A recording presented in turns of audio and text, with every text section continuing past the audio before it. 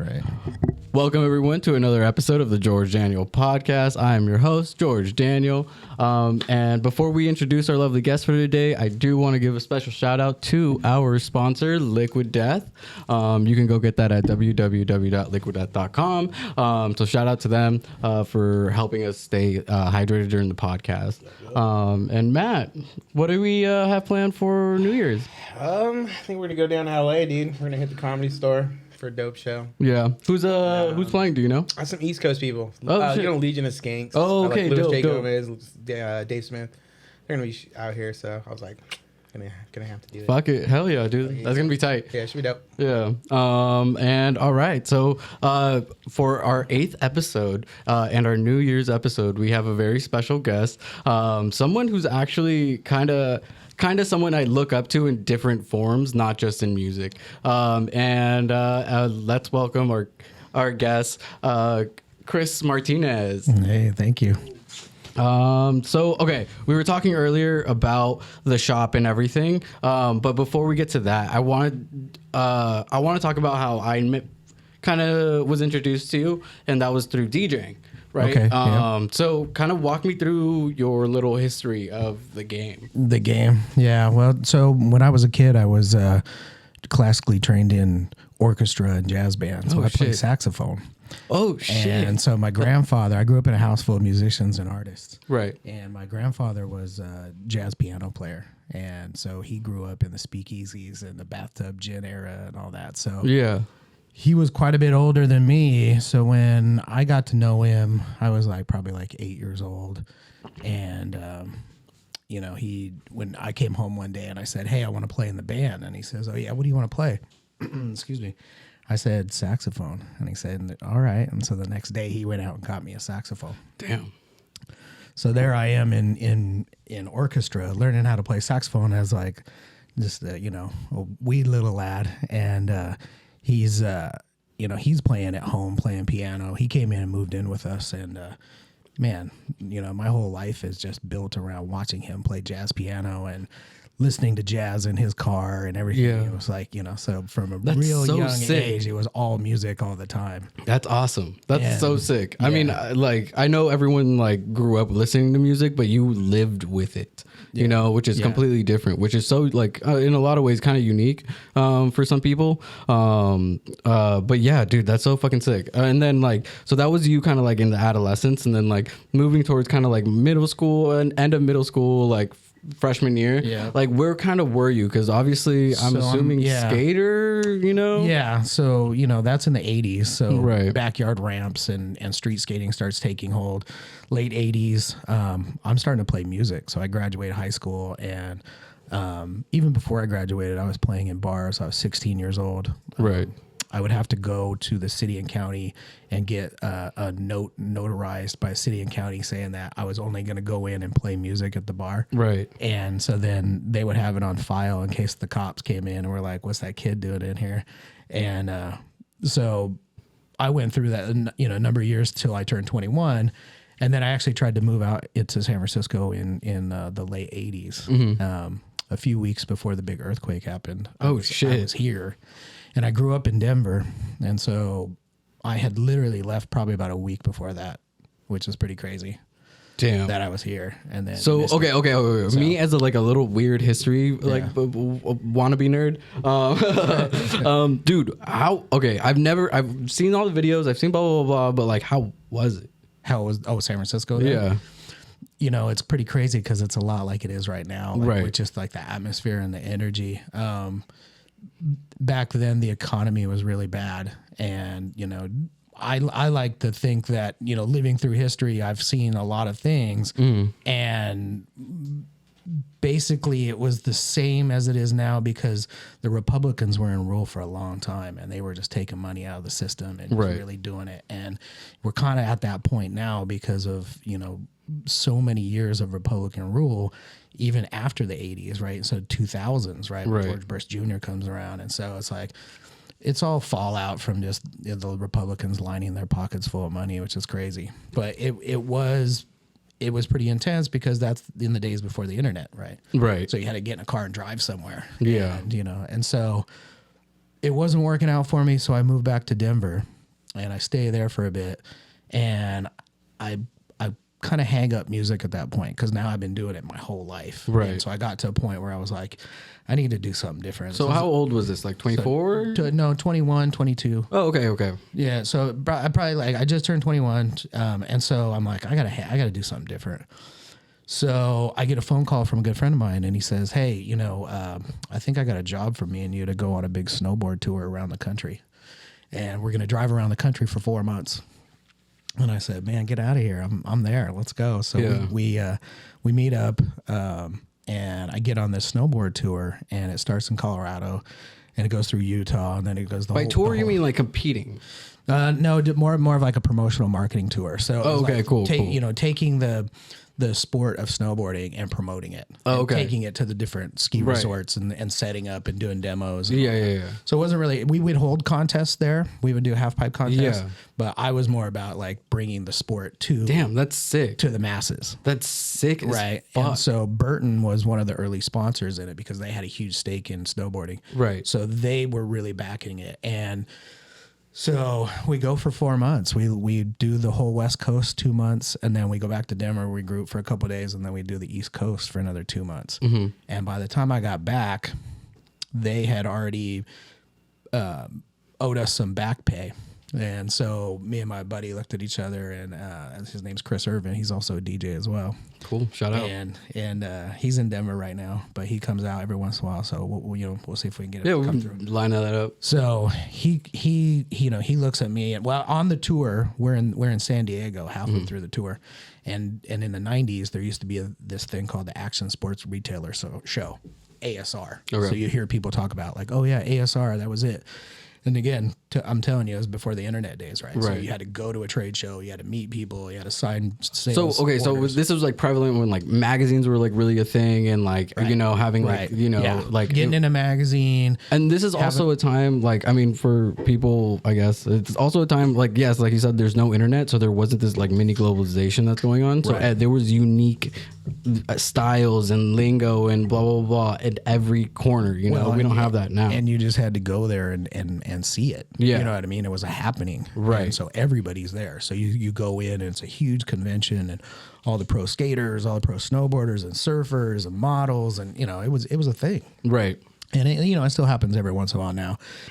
You know, it's evolved into like Complex Con and things like that. Right. Yeah. But an agenda, you know, we can get into that too. But yeah, so we're there at ASR, and you know, he says, hey, let's start an apparel line. We could do it. Yeah. And he says, what you know about screen printing T-shirts, because when I was playing music all the time, I was making all the stickers and T-shirts, right, and promotional items like that. Damn. So I was like, yeah, we could do it. Let's do it when we get back. And so we took our money and pulled it together and started flipping T-shirts. And at that time, the rave scene is starting to blow up because the early 90s. Right? So now you got warehouse parties, and people want to buy and consume rave gear, whatever it is, you know, cool, crazy, wacky T-shirts, hoodies, you know, whatever, you name it, cool hats, all that stuff. So we show up and we just start wheeling and dealing. So after, you know, we got off the snowboard tour, we went straight into making apparel. And, we grew that for a number of years, and that took a big chunk of my life. And then I started having kids. So I got 2 boys, Blake and Jordan. Shout out. And Jordan is my youngest, and he's my partner in Create. Mm-hmm. And so, you know. Yeah, I think I've met him once, maybe. But yeah.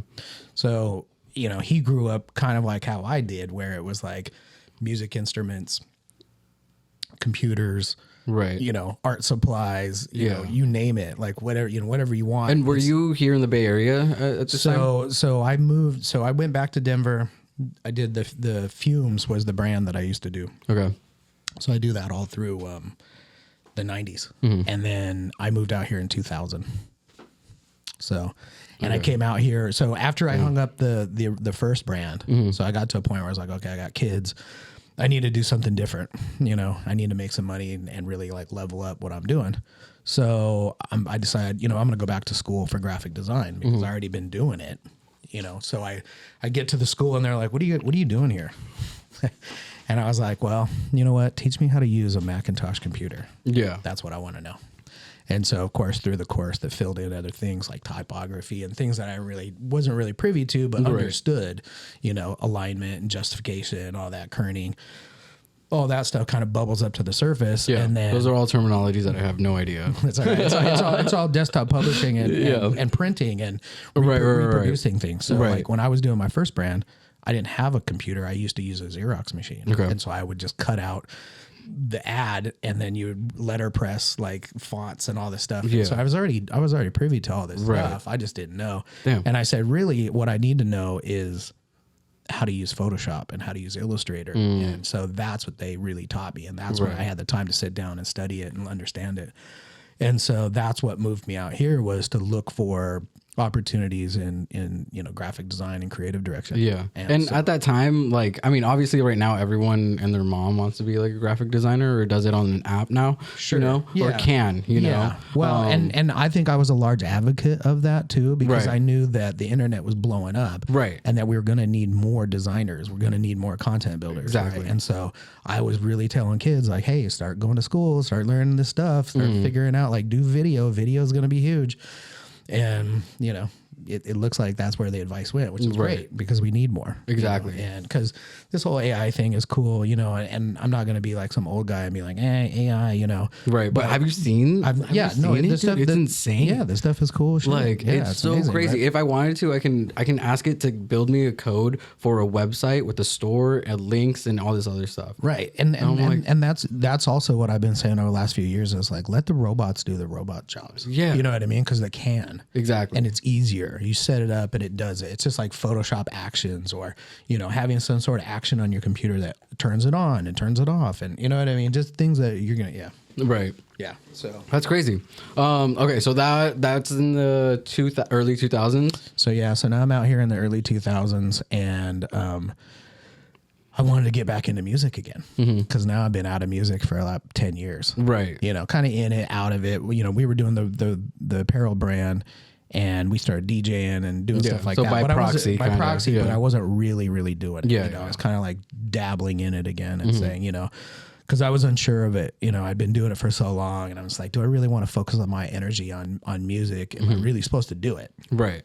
Because I know that, you know, I came from a family full of musicians, but am I really supposed to be doing it and you know, do people really appreciate it? You know, am I going to be appreciated if I put all this time and effort into it? Because you want to, you know, do something that's fun and share it with people. You want to just do it, and people are like, you know, I'm not with it. You know okay, so question. Okay. So okay. So do you think that maybe like because you had like two musicians before you that were great and like blah blah blah and they accomplished whatever they wanted or could or did, do you feel like maybe there was like that added pressure of being like, okay, well, if I do this, I have to be just as, you know, you're talking about within my family, right? Yeah. Do you think there was some of that? Yeah, no, I never felt that. Because it also seems like you were really well supported no matter what. You know, I was really well supported. I felt like when I was doing it before in the 80s, there was a lot of pressure outside of my circle, right? And it seems so gigantic to like be able to get out, to get a record deal, to really become a professional musician. Yeah. You know, it just seemed like it was so far fetched. Like, you know, it's like winning the lottery. No, you know? Yeah, it's still, and even like me right now, I'm just like, like, well, it doesn't seem far fetched in the sense of like, do I want to put my energy into that or this? Sure. You know? Yeah. And I think it's everything. And I think and then when I looked back after doing the skate brand with Jordan, I'm going to go back a little bit before Create. So in 2000, I move out here and I'm pursuing a job in graphic design and some sort of creative direction somewhere and working with ad agencies and working with a bunch of Fortune 500 companies and really like moving the When you moved out here, were you here proper San Francisco or? No, I was living over in Fairfield. Oh, okay, cool. When I first moved here. Because I bought a house and I was raising the kids. Right. And so I was still trying to get through that, but I was like, I needed to be close to a major metropolitan hub. Right. For advertising. Yeah. And so I was doing commuting and I was going back and forth. And as I was doing that, I was writing music on my laptop using Live. I was using like Live 3.0. And I was writing with it, and I was, basically helping them build their software as we went, right? Because it was like I was testing it, and they were coming out with new builds and all that, and so I wrote a bunch of original electronic music that was basically based around kind of like Chemical Brothers and different groups that I've been influenced by, right? Trying to make my own version of electronic music, trying to find my way. This was like 06? Yeah. Okay. Cool. I'm just trying to for sure, And so like I said, I'm commuting on the Vallejo ferry back and forth. So I got an hour commute each direction. So I got 2 hours a day to just play that I'm just in my headphones, like, on my laptop, like programming beats. And so I was doing that for years, and it was right when you could first kind of put your music on iTunes and put it out on streaming systems, and what was Napster. So Napster then tried to become a streaming software, and so it was like kind of in that time period. And right. I actually that was such a crazy time period. That was like, it was kind of the end of MySpace too. It was like 2007. Yeah, 2007. So I was on MySpace, and I was putting out remixes of stuff, and it was blowing up. Yeah. And then all of a sudden MySpace is gone. Poof. Yeah. And I was like, what? And I feel like that's happened to me a bunch in my career, trying to like kickstart my music career again, is that I'll put a bunch of stuff out and people will be really fucking with it. And then that service or whatever will disappear. Yeah. And then all my plays and all my links and all that are just gone. Gone. Yeah. And so then, like SoundCloud and all that stuff came out, and then people are, you got to get on SoundCloud. And I'm just like, fuck.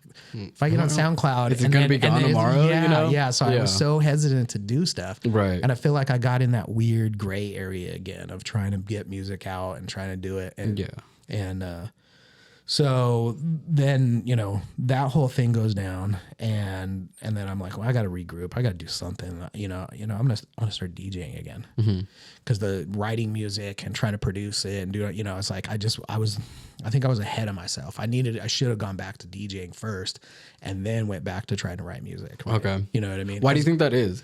Because there's a certain, there's turntablism. There's a way that DJ tracks are put together, and the methodology and the fundamentals of how they're built. And if you don't, you can go at it. Right. There's definitely people that have, you need to read books before you write one. I think so too. Right. Yeah. You need to know how to write in the first place. Right. You know what I mean? You'd be like, yeah, I write a book, but people are like, yeah. I don't know about that book. Right. Exactly. So yeah, but being, growing up in a house full of musicians and artists, I thought, hey, I should just take my training and start writing and see how it comes out. Right. So I think I got pretty far down the line with it, but then I was like, I'm just going to start studying DJing culture a lot more now. Right. And because it was something that I could do isolated with headphones on, So when you got back like really into it, do you think it was like what, like 2012-ish? No, it was before that. So I want to say around 2007 to 2008. Okay. I started spinning electro house. Okay. And that was the closest kind of down tempo of what I was spinning originally. Was in the 90s, I was playing UK hard house on vinyl. And that's like, 140, 145 BPM, right? And it's just going. And so then I was like, oh, I like electro house, and it seems like people are liking electro house. And so I'll switch to that. Yeah, and then you just pivoted over. Maybe I can get some gigs playing that stuff. Right. So I started playing that out. And I had put together a demo CD of just a mix that I put out, and Lenny Kaiser from Dirty Bird, right, and his partner Harold used to do a group called Girls and Boomboxes, and at that time, and they were writing original stuff. Lenny is obviously a master at it. Yeah, shout out to Lenny. Yeah, and Harold is amazing as well. In his own right, but he's doing sound design and stuff for commercials and stuff. So he got picked up doing Nike and I mean, all kinds of crazy stuff. Like I was talking to Foley about this earlier, where it was just like he was thinking about songs like being played on like movie soundtracks and stuff for that Lenny Kaiser album that he did with Trippy Ass Technologies. Right. So I was just like, dude, like yes, that's exactly like for an album for an electronic artist. That's the way you should be thinking. Is like not just not just placement on the charts, but also where the fuck else can I be heard? Sure. You know? Yeah, publishing deals. Are key. Yeah. But so you were going in, and then so they got one of my mixes, right, and then reached out to me and said, hey, we were interested in having you come and open up for us. And because they were like, you're playing all the hits, you got it down, you know what you're doing, you can hype up the crowd, and then we'll come in and play our original stuff, and it'll just go off. Right. And so we started doing that, and we were playing all over the city. And one of the places that I remember playing a few times was F8. Even before it was F8, I guess. Well, yeah. I mean, it's been there since like the in 90s, right, or something like that. No, the place has been there. It switched over. I forget. Okay. But, yeah. So, but it was before I really got to know the owners of F8. Now, like it was like right when they're first starting out, and so it's interesting, kind of come full circle with that too, and because of the pandemic, and so now, so that happens, and that kind of falls off because now Girls and Boomboxes were kind of ahead of their time, right? So, you see what Lenny has been doing now on his own. Right. And so they split up. Right. And so that fun of, playing with those guys and doing something like NERD kind of. And kind of like, kind of getting my feet off the ground again. Yeah. Just like stopped. Right. It was like the one opportunity and it didn't turn into anything else. I was trying. Yeah. I was trying to get back into it. So this is like, I mean, like, yeah. So this is 2009. Like the internet is there, but like no, like people are using it, but it's more like chat rooms at this time, kind of. Well, and Facebook starts around that same time, right? So it's like kind of 1.0. Yeah, and it's not like there was like groups, it wasn't there like that. Well, there wasn't, but what was interesting though is like BitTorrenting started happening and really blowing up, right? And that was, you could upload your mixes as a BitTorrent mix and share it, and people would be downloading it. And so that was one of the platforms that fizzled out too, and then started causing this bad taste in my mouth about doing music and getting it out there and trying to get it out there. Yeah. So, to this day, I still get emails of someone saying, hey, do you still have that mix? Can you send me that mix? Damn. Like, they were like, that was so good. It was a part of my life that, like, I needed that. And so I would be like, yeah, here, like, let me send it to you, because I still have all that stuff. Right. And so that's pretty cool, to have someone reach out like that still to find me after all this time. Right. Which is pretty cool. That's awesome. Yeah. I mean, like, not for nothing. Like, I know, like, you are like an OG in the game, but like in so many different games, which is so sick. But I want to like kind of dabble into what your experience is now, I guess. Sure. And then like how I feel like you're putting yourself out there more, and like trying. Yeah. And so like how is it that like, do you think this is like the moment like where you're like, all right, I'm comfortable, I'm ready for this? Yeah, I think that the work that I've been doing. Well, so let's back up just a little bit to right before the pandemic. Right. So I had been working on Create for the last 10 years now, and we had an opportunity to open the store, and then the store was so adjacent to Monarch that I was like, well, they're technically in the neighborhood as business owners, so I should go introduce myself and say, hey, look, I've got this skate brand and we've got a store that we're opening up. I would love to introduce myself and see how things are going and see if we can work together. Right. And so I start going there, kind of just like popping up, and I see I forget Ben's last name, but he used to promote events there, and I see him and he's wearing a Create hat, and I'm like, hey, do you know my son? And he was like, who? And I was like, Jordan. And he goes, no. And I go, it's interesting because that hat you're wearing is a hat that we made. We own Create. And he was like, wait, what? And so I was like, introduce myself, and I was like, I also DJ too. I'm sure everyone tells you that when they meet you, but like, I'm not coming to you for that. I'm just saying that, hey, maybe we can do some events at my store or cross promotion or do something. Yeah. But I'm letting you know. And so he was like, all right, for sure. Take it with a grain of salt. Right. Right. But I kept seeing him and showing up. And then I said, hey, you got to come over and see my store. But then COVID happened. Right. And so things just kind of went and turned upside down.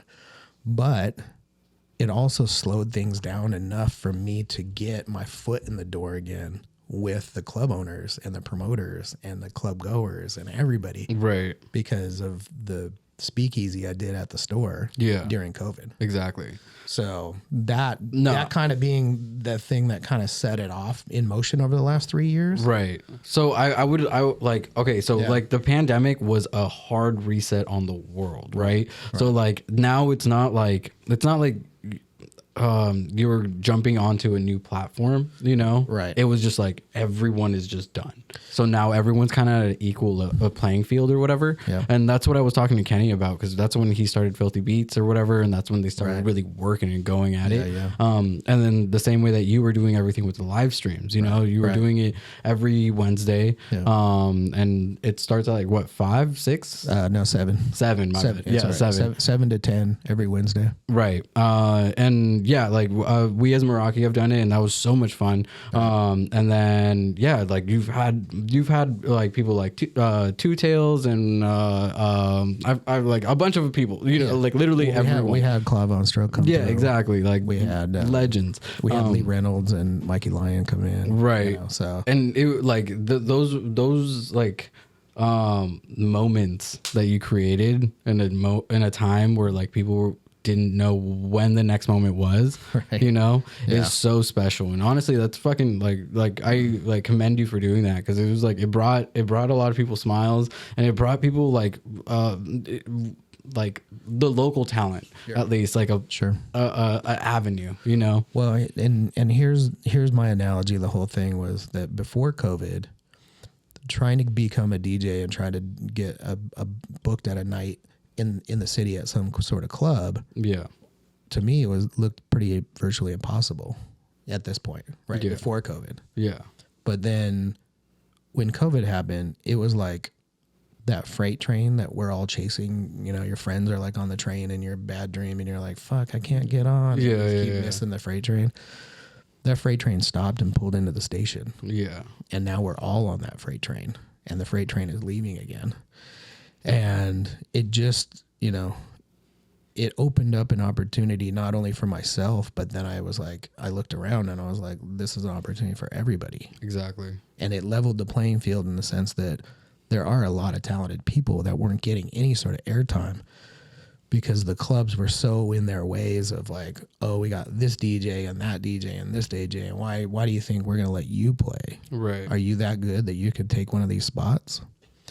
And so when I was a kid, we used to audition to be able to play at some of these clubs, right? Yeah. So they would hold auditions and open stage, open mic stuff, and we would have to come in and perform for the promoter. And if he liked us, then he would start booking us, and that would happen, you know? And so when I was a kid, we used to play at this place called 23 Parish, and it was a big club that had a small little side room called the Garage. And bands like Nirvana and Smashing Pumpkins and Soundgarden and all these bands would come through and play the Garage. And we used to be able to open up for some of those bands. Which is crazy. You know, so that musical history and just knowing in the ins and outs of everything. Like I said, I played a party bus the other day, and you know, we were talking, it was really hard to like mix and do all this stuff. But a lot of people were coming up to me saying, you know, you've got a great music sensibility about you. You know, like everything you're playing like makes total sense. Like why, you know, what is going on? You know, it wasn't just me getting up there and playing music. Like these are my favorite songs. Like, you know, I like them, but I knew the time and place for it. Right. For sure. And a lot of people will say, oh, that's you learning how to play a crowd. And it's like, well, kind of, but I know that this is going to be a high energy, super fun bus ride. I'm going to play that kind of music. It doesn't have to be this or that, any rhyme or reason. I'll mix something completely out, harebrained out, but it makes sense at that time. Right. That's what we're doing. Right. I'm not going to come in and play like, you know, trance or something. You know what I mean? Why are we listening to trance on a party bus? You know. I feel that. It feels like it was almost like one of those side carts at like EDC or whatever, you know. Yeah. Like it's just like we're all just fucking we're all just having a good time, you know? Yeah. Like what the fuck? Yeah, everything you're doing is just So to me, it was like, we're going to play some funky house. We're going to play some, tech house, like shit that's like bouncing, because the bus is bouncing. Exactly. Like, and so I was like, that's hella fun. Well, whatever you're feeling in the moment. Right. I think that's what's key too. It's like, you not only are you a DJ, but you're also a listener. Mm-hmm. You're in the room listening and partying with everybody else. Yeah. So why don't you play what you think you should be playing at that time in the crowd? Right. That's how you read a crowd. Yeah. It's like, how do I want to feel if I was in the dance floor? And then I think the other advice I give for new DJs is the best way to learn how to read a crowd is to show up an hour before your set and listen to what the DJ is playing before you. Because if the DJ is bombing before you, don't play that music. Yeah. Yeah. Play something else. And sometimes it's still really hard because it's like, well, what do you want to hear? Right. So you play something and it's not grooving. And then you play some and then they start grooving. You're like, okay, there we're going. We're going that path. Right. So again, know your music, understand your music, catalog your music so you know where it's all at, and play the stuff that makes sense. Right. Right. Yeah. All right. So, okay. So, like, speaking of like the live streams and everything, did you start the live streams during the pandemic or did you pre-pandemic? So, pre-pandemic, I'm sitting with my son Jordan and the skate team, and we were talking about using Twitch to stream video games out of the store. Mm-hmm. We thought that was where we were going to go with it. Right. So we started making. That would have been way different. Right. And what's interesting was that I'm not saying it would have not worked or anything, but it was just like that would have been a whole like different wave. Right. Yeah, for sure. And so when we were talking about doing the video game streaming, we were already going down that path of trying to develop a system in the store to stream on Twitch. Right. Which is crazy. Mm-hmm. Right. And so then when the pandemic hits, I quickly pivoted towards DJ culture because at the end of the day, when you're back up against the wall and you don't know what you're supposed to do next, always go to what you know the best. Always go there. Yeah. And I know music. I feel like I know music the best. It's always been in my life. It's been there since day one. Right. So I'm like, what can I do with music that will, get me past this, right? Get me through this, right? Through the darkness of COVID and all that, right? So I didn't have a controller at all. I was just starting to learn how to, I didn't used to play on the Pioneer system. I used to use like a little, like crazy little USB controller and all this, like, because it was kind of in the beginning of like people going digital, right? So switching from vinyl to digital was like, what's your path, right? And of course, the masses are going towards Pioneer CDJs, and I was like, I'll wait it out and kind of see where it goes, because I started seeing people with like custom controllers and like really cool things, right? So I was like, maybe I want to go that way because it's more of an instrument rather than the CDJs. Yeah. But now where the CDJs are, I feel like it really is an instrument. It's right. It's been the machine. It's progressed to the point where you can play it like an instrument, which is pretty cool. Yeah. Or you can just add adapters to it. Well, you can add shit. You can add stuff for sure. But I think it's at a point where it really feels like an instrument. Exactly. And you just like you have like an expensive guitar, you're gonna have like expensive CDJs. Like I said, it was like the bus had a V10 and 3000s. Where you walk into a club and they got, an 800 and you're like, what is this? This has been around for how long? Right. Like, we get this thing out of here. It's like getting an iPhone 1. Right. Like, exactly. It's like, why does YouTube look like that? doesn't even work on this, And so yeah. So, again, I just, I started moving into digital arena. And then, so I bring down my 1200s. So I got some, they're at the store, the 1200s. And then I've got a, Allen and Heath zone mixer. So it was like, DJ, vinyl DJ setup. Right. And so I started I pulled that down there. And then DJ Marky Ray came in and he said, what are you doing with these 1200s, in the store? And I said, man, we got to start live streaming. We got to do something. We got to bring people in here. Yeah. And he was like, man, I'm with you. Let's go. And so he's been a huge help. So, kind of in the background, doing his thing, but he was a huge advocate of getting that stream off the ground. So yeah, shout dude, out. honestly, like shout out to you guys for doing it, because it did bring a light to a dark time, for real. No, for sure. And like even now, like just there's something every week that you can tune into, you can discover a new artist, you can like it's almost like you guys are like curating what you guys want to listen to, but also in a sense like also just while promoting everyone, Yeah. It's cool. It's a fun time, For sure. And like, yeah, like when we did it, we had the live stream, and then we had a show at F8 right after. So we had to like go and boogie out there. Right. But cool. then you guys came out and everything, and like that was tight. Like that, like it's a dope ass time, like I appreciate that. Yeah, that's cool. But yeah, so like now that you are kind of like, I don't know, like honestly, like I view you like and the live stream kind of like an avenue now, the same way that a Monarch is, or the same way, it's an avenue for people to like kind of promote their stuff and promote, everything. Which is awesome, because I feel like a lot of people don't do long form content, anymore. Right.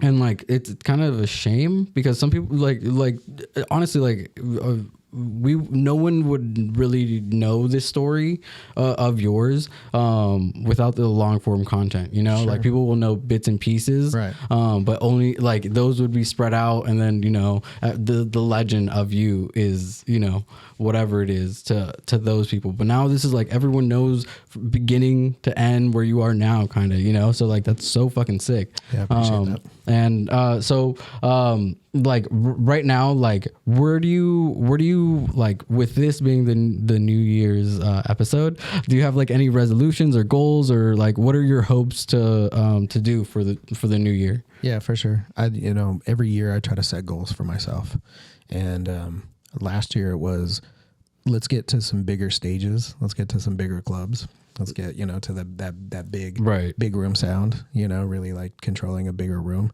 and that was definitely on the list for 2022, and I accomplished that. Right.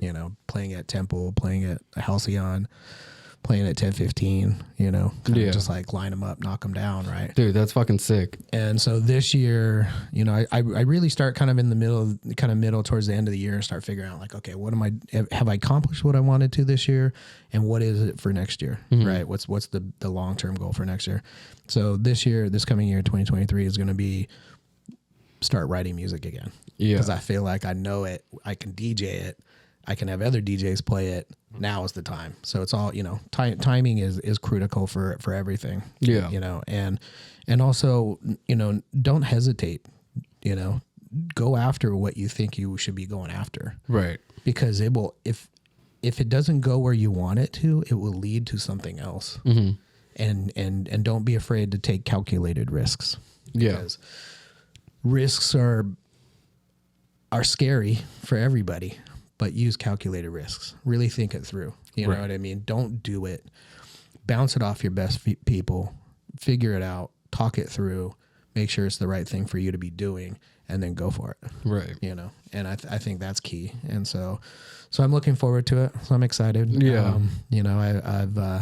I've reached out to a bunch of people that I think are big influences on me, or people that I respect in the industry. Alex Sibley is one, and I've been working with him, bouncing some stuff off him. Yeah, and also Ice Creams. Okay. Sean. Sean's the homie. Right. And they both are. They're fam. Right. They're really cool dudes every time I see them, and so that's where I want to go. Yeah. Because I think now, I look around and I see my friends, and they're like producing records, and they've been signed to big labels, and they're doing it. Right. You know what I mean? And so it's like, let's throw my hat in the ring and go for it too. So, okay. So with you wanting to kind of like start producing and like write music and everything, like where do you not to like pigeonhole you, but like, where do you think your first song would sound like? Is it going to be more of like the tech house thing, or is it going to be like more of like blah, blah, blah? Like, what do you? I think tech house is where, I like to dabble right now. Mm-hmm. But a few years ago, I wrote a whole, a bunch of demos, and it was like this like dark electronica, Right. Like, I don't know if you know of a band called Fever Ray and The Knife. I'm not So familiar. they're from Sweden, and they do this really cool dark electro. Okay. And so I did some cool stuff like that, where it was like real guitars and sick, and just like crazy effects. And Right. stuff. I think I mentioned this with like Foley and Kenny in the last episode, where I was just like, there's tracks and then there's songs. Yeah. You know what I mean? Right, and right, it's yeah, like yeah. you do. For sure. I feel like go at it differently. You know? Yeah, absolutely. Like like it, and the time and place type of thing. You know what I mean? Mm-hmm. But yeah, that's sick that you are dabbling at least in like a little bit of of what you find intriguing. Yeah, absolutely. And then, so are you going to be starting to send out demos to to these labels? Yeah, for sure. Yeah, why not? And then, do you already have songs that you're sending out? I don't, not right now. Oh, okay, cool. Yeah, I'm still working on it. Yeah. I mean, don't get me wrong. I'm getting close. I've got some friends that run Hyde Street Studios too. Okay. Which is pretty amazing. It's legendary here. It's like Digital Underground, Tupac, and like all kinds of crazy bands. Crosby, Stills and Nash, like old 60s stuff. Damn, that's crazy. And so I've been in there a few times, and so that's currently where my I have a Virus synthesizer. Okay. And that's being stored at their studio right now. So it's pretty cool. Damn. So we can play around with it, do some cool stuff. Yeah. Dude, that's crazy. Cool. So now that you kind of have like your ducks in a row type deal, like we're like ideally like where do you think, like label wise, I guess, like where do you like, who would you want to pick these things up? I think I would probably have to wait until after it was kind of finished and see who was best fits, where it was sitting. Yeah. Okay. I feel that. Where does the song sit in the mix? Is it mixed with these kinds of songs? Is it mixed with those kinds? It's like tech house is a genre, but it's also kind of broad too, like different types of tech house. Right. Yeah, exactly. Yeah. So okay. So that's kind of like your music goals, but like do you have any goals with like Create, and like where do you want the brand to kind of like or do you see yourself like, now that the world has opened up, like do a cross thing where it's a you create right thing? Yeah, it's a tough one because I wasn't sure how the music would be accepted being associated with our brand. Because now you've got my son, and he's 25, and so he listens to a lot of hip hop. Right. And so he's been writing hip hop beats and rapping over it, and that's his thing now. So like that's the next wave, right? Yeah. And so for us to do the house music, electronic, DJ turntablism stuff in the store like that, it was a calculated risk, right? I didn't know if it was going to alienate the true fans that are in their 20s that like Create for being the skateboard brand. Right. What was it going to do? What was it going to, what were people going to say about it? Right. Were they going to like drop us and not associate with us anymore? Or were they going to, accept it? Growing up in like I guess like when I was able to go out, like, I feel like raving, like if you were a raver kid, that's like you like being a punk, like Sure. at this age, for sure. the digital age. Like I think it was that way too when I was in my 20s. Right. That's what really got us excited about going to the raves. Right. Was that it was the next wave of punk, because punk was kind of dying at that point. Yeah. And was that like the 90s, right? Yeah. So okay, so and that's so like I said, when I was here in San Francisco, or trying to move to San Francisco in the late 80s, by the time I got back to Denver in the 90s, that a lot changed in that time frame. Right. And, that was when Nirvana really broke big too. Like I said, I was playing in the garage with those sub pop bands, and the grunge bands and stuff.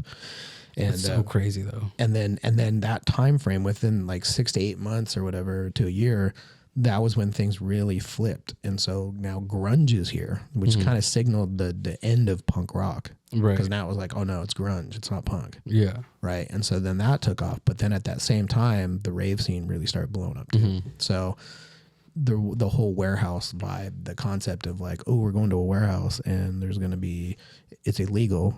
for one, the cops could show up. Yeah. 2, there's probably going to be a ton of girls there, and 3, there's going to be drugs, and it's going to be loud music. And, it's like it's going to be crazy. Yeah, right? it's a rave. Yeah, Right. like So why wouldn't we go? Right? Why wouldn't the punk rock skater kids go? Oh, we're going to this. This is going to be fun. Exactly. Dude, So that's so it's so like crazy how like there's like ebbs and flows of like just like music taste and like popularity and blah blah blah. Because like right now I think like in a way like like hip hop is kind of dying, obviously, and like right now like there's 2 people like kind of racing for it, which is like kind of like this Latin vibe or fucking like rock, like or like sad depressing hip hop, like and everything's cyclical, so it always changes, right? So like I think like right now it's gonna be very just like the pop music is gonna be this very like pop, like techie pop type, and then it's gonna be like that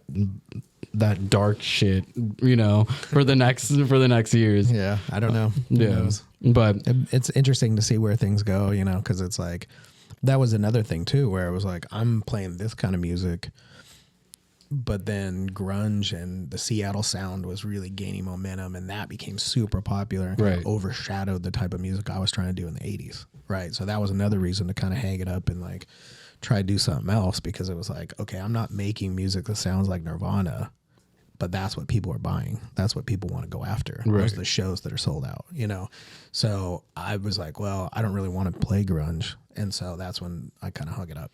Yeah.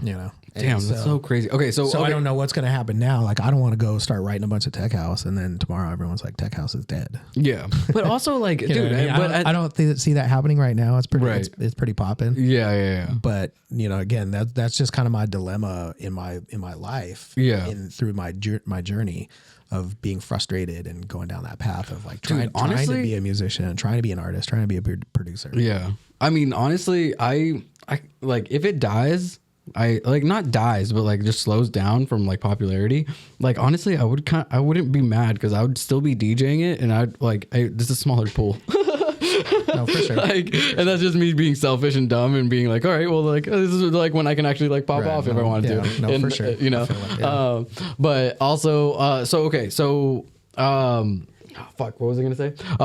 So with everything happening for the like what your goals are for the new year, like do you have any upcoming shows or anything going on that already lined up? Yeah, I've been kind of trying to take a backseat on some of that stuff because this last year has been like crazy busy. Like, no, I mean you were doing a lot of shit between the stream and trying to DJ and it was a lot. Yeah.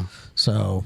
But it got me to where I'm at right now, which is good. Exactly. And so, blessed up that, there's a community that really supports me in what I do. Mm-hmm. And, with the brand and then with the DJing as well. So, right. Well, I mean, it's kind of hard not to root for you or like want to work with you, honestly, because it's just like, well, that. Like in like once like people get to know you and everything, they're like, oh, this is a man, like a man of the people, like he's just out here trying to like create a community and help the community. For sure. And then also like being able to like stand your own. As a DJ, and also as a like someone creating a brand, and doing all that. So like, that's why everyone like I mean, once again, this is just my opinion. Like, like that's why I like admire you in different lights, because like. It's hard to be good at one thing, but it's even harder to be good at multiple, and like, dude, you're great at a lot of things. Man, which is I appreciate sick. that. Yeah. Cool. And then, so like kind of speaking of the brand a little bit, like, during the beginning of like the inception of Create, explain to me how you kind of marketed it, because I love marketing stories, Sure. and like how you kind of like helped bring it to light, because it's obviously like a thought, and then all of a sudden you put it pen to pad. Sure. Now all of a sudden it's boom.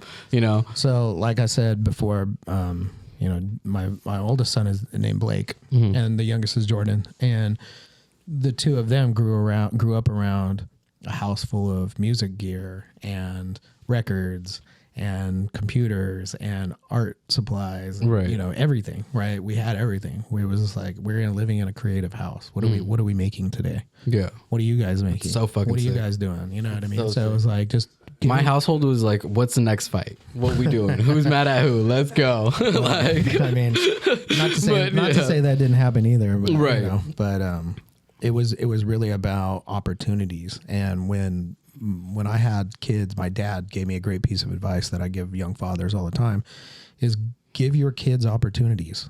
Make sure that they've got stuff that interests them. And if it doesn't Right. interest them, then you move to the next one. It's like, oh, let's play some sports. Oh, you don't like sports? Okay, let's play an instrument. Oh, you kind of like that? All right. Now I see where we're going. Oh, you want some art supplies? Yeah, let's do that. Let's paint some stuff. Let's Right. draw some stuff. Oh, you want to start a skateboard brand? Let's do that too. And so that was the question and the conversation that I had with Jordan when he was like 15. And Right. he came to me at 12 and said, you know, I want to learn how to use a computer. I want to learn Photoshop.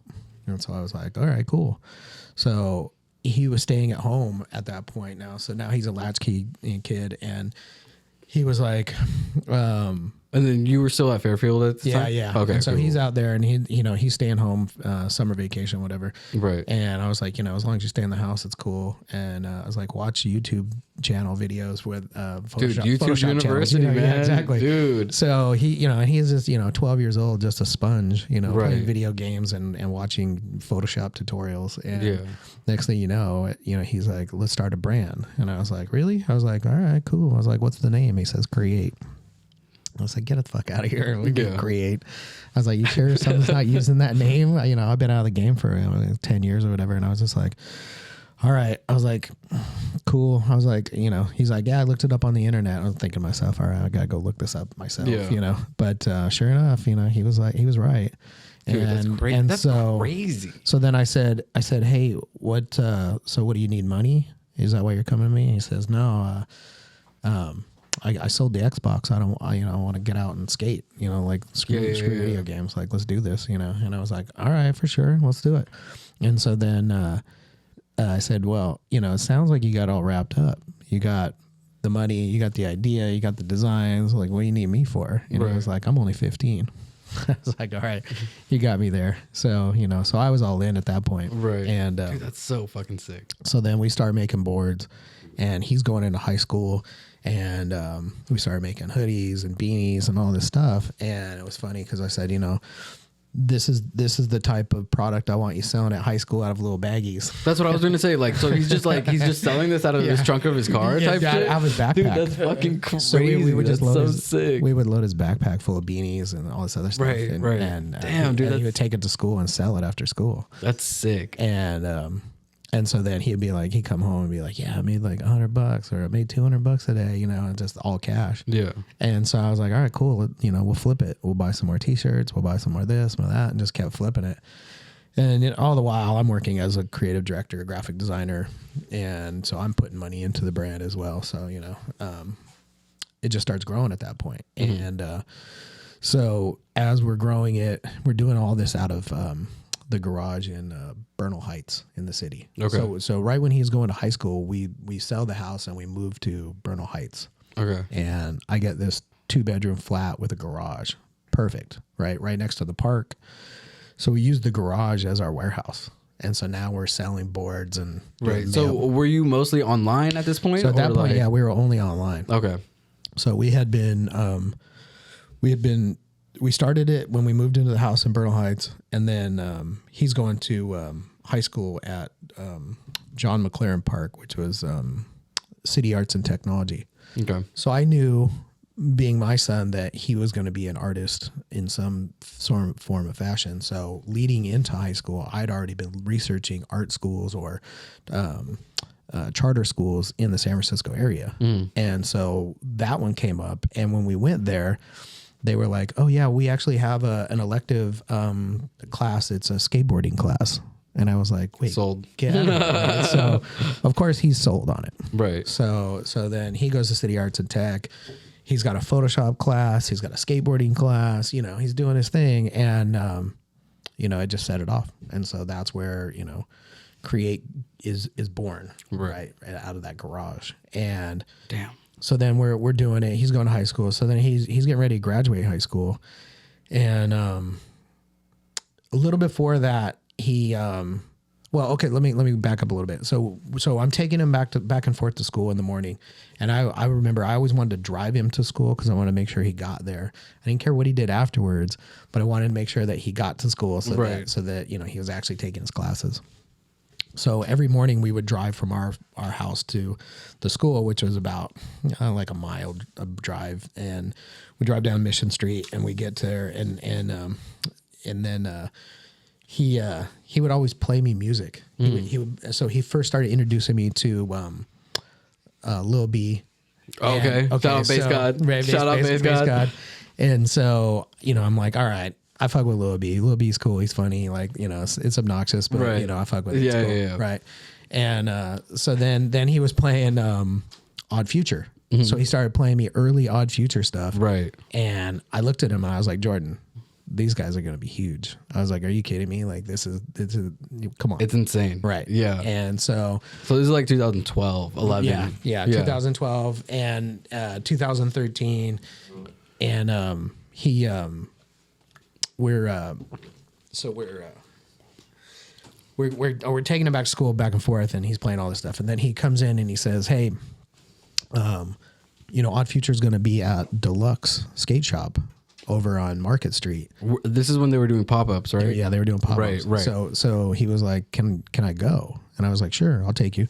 So I drive him over there, and I said, just call me when you're done and I'll come pick you up. And he was like, all right, cool. So he calls me, and I was like, did you get to meet him? Did you get their autograph? Well, you know, was it cool? And he goes, yeah, man, actually I met Tyler, and he took a picture of me for one of his catalogs he's putting out, and like, we became friends. I was like, wait, what? Yeah. So I said, how did this happen? And he goes, well, I walked in, and right when he was like, I was the last person to get in. I thought, he was like, man, by the time I get there, they're going to be gone. Closed or whatever. Yeah. Whatever. So he gets in there, and he said right when he got in there, they were playing Lil B Like a Martian song over the speakers. Yeah. And so he started rapping it with Odd Future. He knew the song forward and backward. Yeah. And was rapping Lil B to them, and they were like, who the fuck is this little kid? Yeah. How is he coming correct? So this is when he was like 15-ish? 15, 16. Yeah. Damn, dude, that's crazy. That's exactly. So your son's like literally my age. I mean, he's 26? He's 25. 25. Okay, damn. Yeah.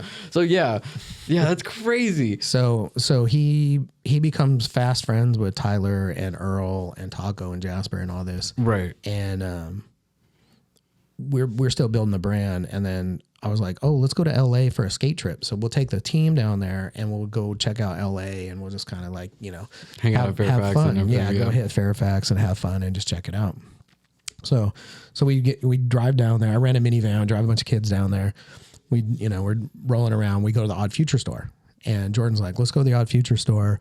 I want to get the new Illegal Civ CD or DVD that just came out, skate video. Yeah. And I was like, sure, let's go. So I drop him off. He goes and picks it up. And then I was like, hey, was Tyler there? Did you see anybody? He was like, yeah, they were all in there hanging out. And I was like, and then I was like, that's cool, right on. You know, and so then we come back to San Francisco. Right.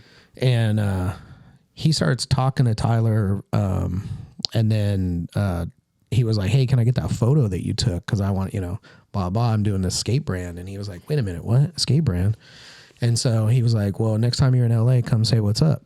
So we go back again, and he ends up talking to Tyler. We ended up talking to Earl. We gave him a bunch of Create Skateboards, and just started like broing down with them. Yeah. And then we moved. Then we come back to San Francisco again, and they were coming up here on tour. Yeah. And they were like, hey, let's hang.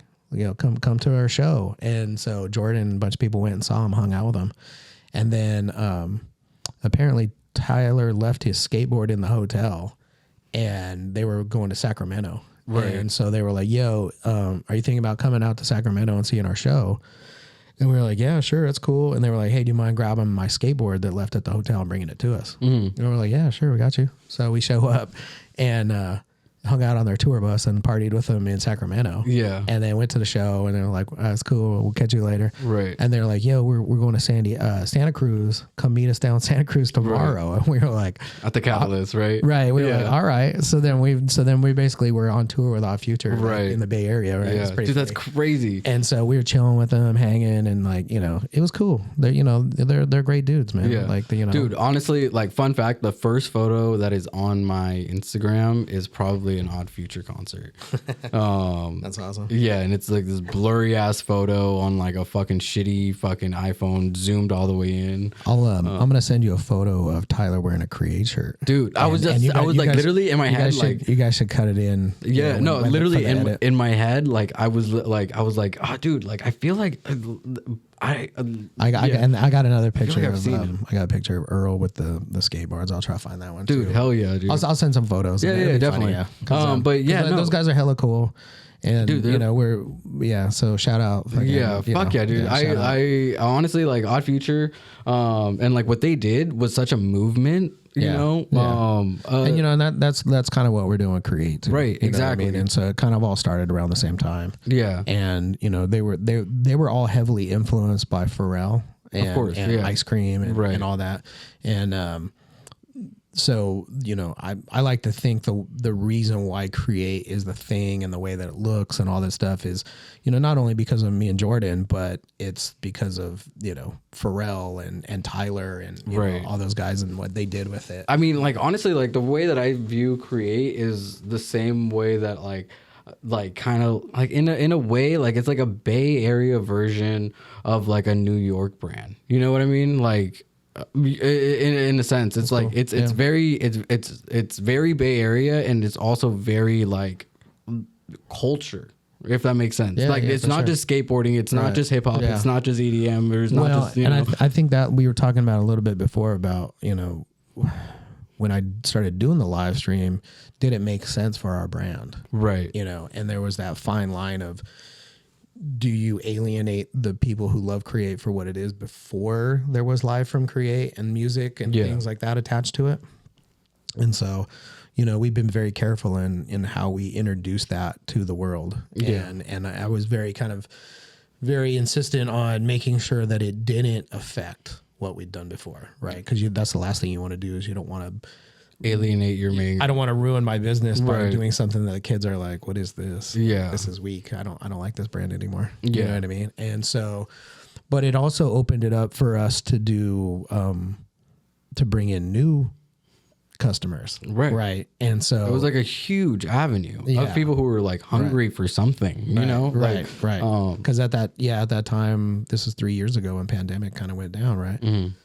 There was, there was a place for us to do that, So going from from selling out of a backpack in high school to going online to how did so the Odd Future, that kind of time frame, and then we got connected with Thrasher, and things are really starting to blow up for the brand, right? And then so was this like 2016 ish? Yeah. Okay. Yeah, 2016. And then 2017, 2018, still picking up steam, really, blowing up. And then we were like, okay, we should open our own store, because we started seeing like our stuff was selling out at different skate shops and different stores, and they were the ones making all the money, because we were selling wholesale. And you can't really make money on wholesale. Yeah, it's like you're pennies. Selling thousands, right? And so okay, so dude, this is a good conversation, because like the last like designers that I've had, they make their money. Don't get me wrong or whatever, but like they've never been to like the level that you guys are at, because where you guys are like actually selling numbers to the point where you guys can do brick and mortar.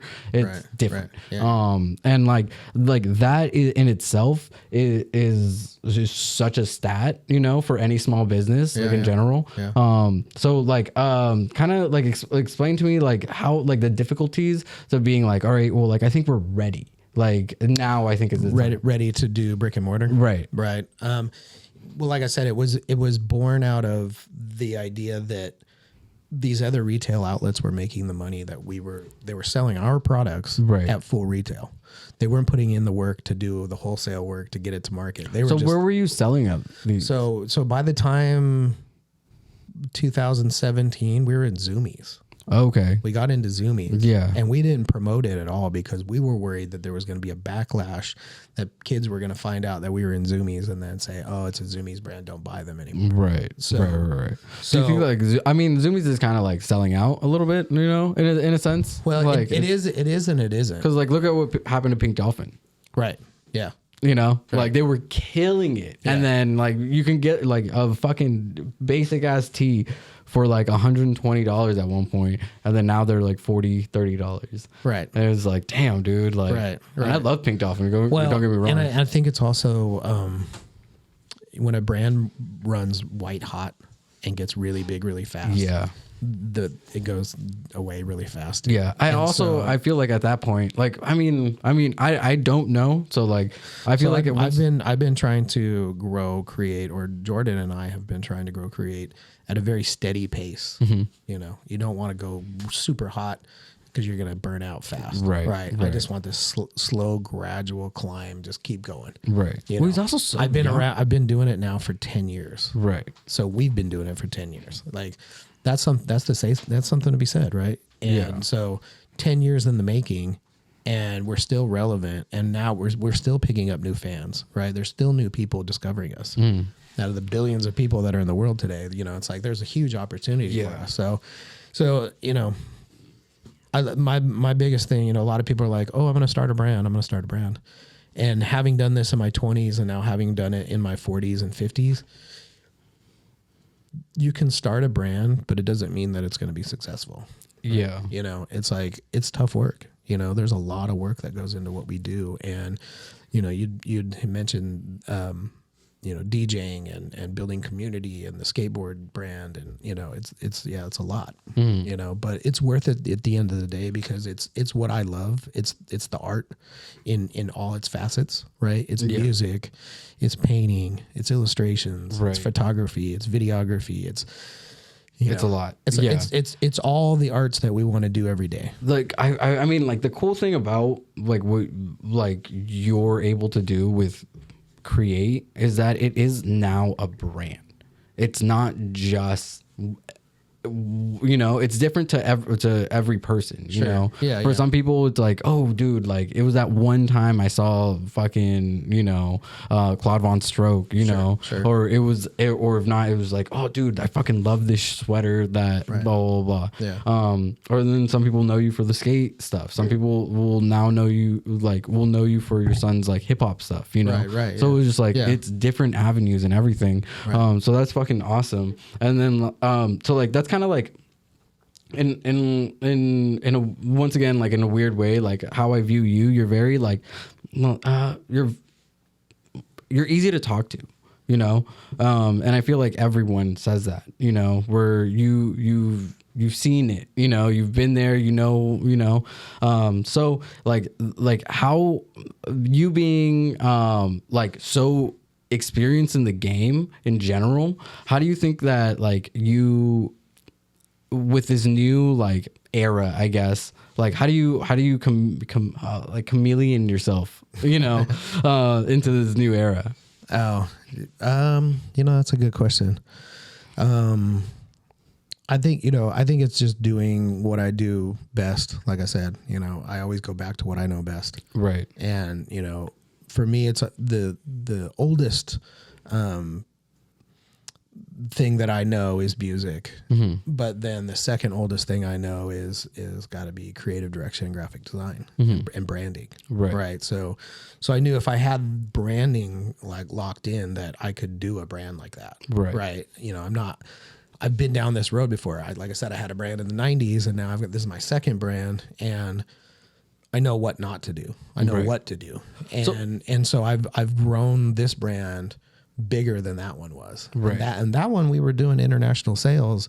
We were selling all over the world. Yeah. It was just a different way of doing it. Yeah, exactly. You know, where now this, like you said, the global economy. So. Okay, so with that said, so going from your old the Fume right? Fumes, yeah. From Fumes to Create. Do you view like you as a DJ as another brand, or do you feel like you are these other entities alongside?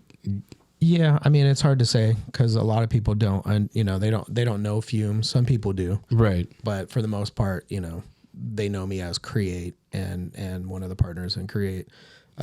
So yeah, it's hard to say. I'm still trying to kind of find my way of what I'm trying to do as an artist, as a DJ, as a producer. Because like at this point, like people probably view me as like the Meraki guy, Right. the podcaster, or that DJ. Right. And like that's it, you know. Yeah, a lot of it depends on who it is. Like Could be worse. yeah. It could be worse. I mean, probably annoying is up there, but Hey, jerk. yeah. Yeah, no, you're right. Yeah, it's like So I'm trying to find my way with it. I'm trying to figure out and navigate what that looks like. I don't know if you've probably seen some of the pictures I posted of me like back when I was in my goth days, right? Trying to play music in the 80s. You know what I mean? Like that's so sick. Right. Like it just shows that like you've always been down. Like what's up. Like I said, my family is they're entertainers, right? And so I was the next in line as being an entertainer, so it was going to come naturally to me. So they were really trying to guide me towards it. And I almost feel like my grandfather passed away when I was like 12, and so I didn't really get to know him that long. Mm-hmm. But what I did understand and took away from it was that he was a natural entertainer, and he loved it, and he loved to entertain and saw the joy in people's faces and happiness when he would play, and everybody would be having a great time. Right. And so, dude, your Christmases must have been lit. Oh yeah, dude. Oh, yeah, it would. Dude. Yeah, Thanksgiving, Christmas, 4th of July, like all the big holidays. Yeah. Because my dad is number 6 of 6 kids, and so by the time I was born, there was already a huge, big ass family. Right. It was like literally could play like softball, like at the park. Right. Like there Dude, was enough so teams. Sick. Like it was a full softball game. Like with spectators. Right. You know what I mean? And so just growing up around that, and knowing that I wanted to go down that same path, and it was just kind of something that it was already there. Yeah, from the jump. I mean, like, I didn't. I think I chose it, but I didn't really choose it. It chose me. You know what I mean? It was already there. I feel that. Yeah, it was just like they were just waiting for me to come home and say, yeah, I'm going to be in the band. Right. They were just waiting. Yeah. Because my grandfather didn't hesitate. Yeah. The next day I had a saxophone. That's insane. It wasn't That's insane. Like, it wasn't like, can we afford this? Does he really need this? Should we buy him this? It was none of that. Yeah. It was like, no, he's getting it. Yeah. That's insane. Dude. Right. That's so sick. Honestly. And it was the same thing with guitars and everything. It was like, at that point it was like, young boy stuff, like, oh, you got to do chores and earn your guitars, and we're not just gonna buy them for you type of stuff. No, so but I mean the fact that like I guess they like, I mean, one, disciplined you enough to like be like, if this is what you want, you're gonna work for it type shit, and then also of like rewarding you with the shit that you want and also like needed, in a sense, like to be creative or to like express yourself. Yeah. The backing from my parents and putting up with me practicing saxophone at 8 years old. Right.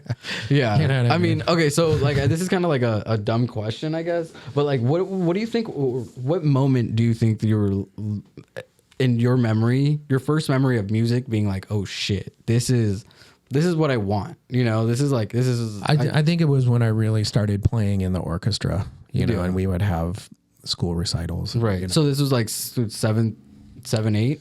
Yeah, probably 7, 8. Probably more towards like 5th, 6th grade. Oh, okay. When I started. Yeah. So it was like, I think by the time I started really kind of getting it, and that I was playing with a bunch of other kids that were getting it, was probably when I was, in like 6th grade, 7th grade. Damn. And it was like, oh, wow, we can all play like these cool songs, really big orchestra songs, and have fun with it. Yeah. Dude, that's awesome. And then that was when I was like, okay, I want to learn how to play guitar. Yeah. So okay. So I was talking to 888 Thieves about this because both played soccer growing up. Yeah. And in a weird way, orchestra is soccer in the sense that you guys have to play together, or else it's off. You know. Right. So it's just like Well, and I played sports too. Right. Yeah. So I get it. Yeah. So what sports did you play? My family was really big into football, so I played like Pee Wee League football for years. What position did you play? They'd always put me as running back. Gang. Yeah. Let's go. Get these numbers, boy. Let's go. Little fullback. Make me run into big linemen. Dude, I played football for all of like 5 minutes essentially. Yeah. I got cracked and I was like, this is not for me. No, sirree, Bob. I mean, I was probably getting concussions way too early. So, and then it was like T-ball. I never really played baseball per se, but then it was like track and and then basketball. But it's like I'm 5'7". Yeah. So basketball was not in my future. Right. And and then wrestling. But then I was like, I'm not feeling wrestling. Yeah. And I was like, why do we gotta wear these these singlets type shit? Yeah. I was like, I don't know about this. What am I, Kurt Angle? Right, Come on. Right. And so I was off that. And then but then it was interesting in my high school. They introduced us to lacrosse, and so I played lacrosse for a few years. I really enjoyed that. That was fun. Lacrosse is so sick. Honestly, it was hard. I mean, it was because that was like the one. I mean, that was the one white boy sport that was like hard. And I wasn't around an ice skating rink growing up, but like I was around a field. I can play lacrosse. Right. Well, and what I think is amazing is that lacrosse isn't a white boy sport. It's a Native American sport, and I think that's what's dope about the whole thing. It's like it gets a bad rap because it's Ivy League. But it's a real Native American sport. Damn. Which I think is dope. History. So I was sick. there. Actually, okay, now all right. It reminds me of hockey. It reminds me of hockey, So I really got into that, and that was fun. And then that led me to doing more music because DJ Doozrock, DJ Ryan Stubbs, artist Doozer, amazing friend. I've known him since he was 14. We were like little kids, right? And his brother is playing music, and so I was in bands, new wave bands with his brother, his older brother, Daryl Stubbs. Shout out Daryl and Ryan.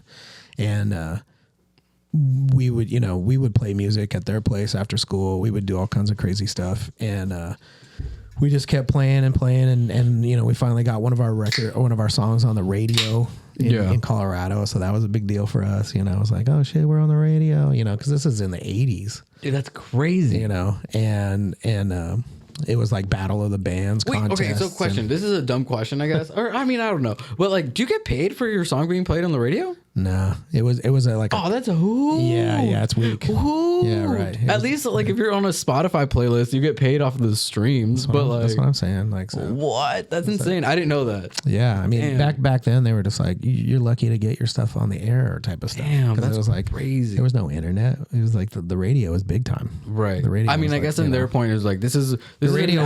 The radio was like ad. getting a Super Bowl ad. You know what I mean? Like you had to pay to play type of stuff. Yeah. But that's insane. But that's cool. Shout out to you guys for getting on the radio, because that's like, it was pretty cool, honestly. Because I mean, for a lot of these artists, it's like getting on any chart on Beatport. You know, if you get like top 100, and you're like, oh shit, dude, I did something. Yeah, because a lot of, like I said, it was a lot of this Battle of the Bands things. Like these bars would have these like battles where it would be like, you'd be like, okay, we got this band, we submit our, demo tape, and they like it, and they say, all right, we're going to let you compete. You got to play. This is your slot, blah, blah, blah. And if people like you, then, you'll come back next week or whatever. Right. And so, yeah, that was the whole thing, man. Like in the days before house music. Yeah. Dude, that's crazy. That's so sick. Because so in any way do you feel like your experience with being in a band and like playing like live instruments, I guess, does that influence you with how you DJ? Do you DJ with now like try to DJ with like more like instruments and stuff like that? Well, I think it's my years of studying music and having to read music and play it, and recall it and play with a big band and play with just a small band and write original material. Well, at least you have the ear, right? The trained ear. Right. Yeah. So I have a trained ear. but also, Fatboy Slim is a huge influence on me, and the way that he DJs is the way that I'm trying to DJ. So every time you come and see me, it's always going to be a new experience. Right. It's totally random. Every time I play, I don't have set I like lists. that. I like that. I have my music categorized by genre. Yeah. And the way that I recall it is that I put the music that I download in quarters. So for the first 3 months of the year, whatever I download in Tech House goes into Q1. Okay. And Q2 for Deep House or and so on. And so if you look at my USB, it's all cataloged by genre and by when I download it. So I can say we're in Q4, so I know that anything in the Q4 folder is going to be the shit that's the hottest right now. Right. That like literally dropped last week or today. Yeah. And then I can go, oh, well, I'm going to go back to earlier this year and play some shit that was popping back then. Early, earlier. A year from back now. then, like 9 months ago or whatever. Well, and the way that music moves so fast now. Right. And so that's the only way I can do it, because you've heard me play. I can jump genres. Right. Where it's not the same genre through my whole set. So, okay. Okay. 2 questions. Sure. Wow. These are really good questions, actually. One, do you think that because you grew up in the age of radio, that you play like radio, in a weird way? Kinda. Yeah. You know what I mean? Yeah. Cause like I grew up without an aux, sorry, I was poor. But like, so like I had the radio and like, it was jumping from blah, blah, blah to blah, blah, blah. Sure. But it was like 1 hour was dedicated to this type of genre, and then, so like, that's kind of how I play also. It's just like, I like to do like 15-minute chunks of a little bit of everything. Right. But it will done well, it makes sense. It's definitely hard. Yeah. But it goes back to turntablism, when all we had was vinyl and all we had was certain records. Right. And right now, like, you can go on Beatport and you can download the top 100 of any genre and have all that music. Yeah. Right. And just put it on your USB and you're good. So do you think that like, hang on, let me finish. So when we were doing it back then, we just had our crate full of records that were different genres, probably almost all of them. And so you had to be super creative in how you said, oh, I got this one like tech house banger that I'm going to play in whatever part of my set.